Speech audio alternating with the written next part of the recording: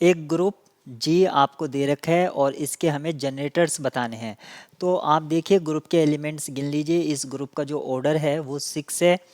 अब हमें देखना है, क्योंकि ये जो ग्रुप्स के एलिमेंट हैं ए की पावर से जनरेट हो रहे हैं, तो हम ये कह सकते हैं ए क्या है इसका, ए इज जनरेटर। और ये तो मैंने वर्ड्स में लिख दिया। अगर मुझे मैथमेटिकली लिखना होगा तो मैं इसको ऐसे लिख सकता हूँ, जी जनरेटेड बाय ए। आप ब्रेसेस के अंदर अगर ए लिख देंगे तो वो जनरेटेड बाय हो जाता है।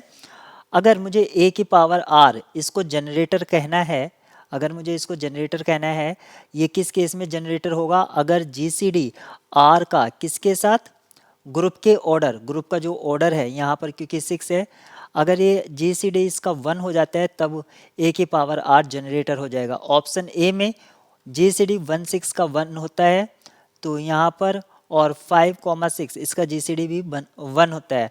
ऑप्शन ए यहाँ पर ट्रू हो जाएगा।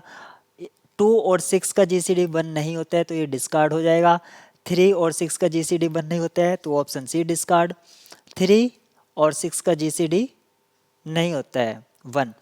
तो इस तरह से आप ये चेक कर सकते हैं, क्योंकि यहाँ पर ए की पावर आर टाइप का जो एलिमेंट है उसके जनरेटर के बारे में की गई थी बात। तो यहाँ पर कुछ हम ऑर्डर और जनरेटर से रिलेटेड कुछ टिप्स को रिकॉल कर लेते हैं। ए की पावर आर का हमेशा ही ऑर्डर एटमोस्ट होगा, ऑर्डर ऑफ ए की पावर आर इसका जो ऑर्डर है वो आप निकाल सकते हैं ऑर्डर ऑफ ए, और G C D of r with order of a, ये इस फॉर्मूले की हेल्प से आप निकाल सकते हैं। दूसरी बात ये है, अगर ए का जो ऑर्डर है लेट्स से एन, ए का ऑर्डर एन है और कोई अनदर पावर, मान लेते हैं कोई अनदर पावर हमें आइडेंटिटी दे रहा है, ऑर्डर एन है, इसका मीनिंग है कि एन स्मॉलेस्ट नंबर है, n is the smallest number of time कि हम a को ऑपरेट कराएं तो वो आइडेंटिटी मिल जाएगा।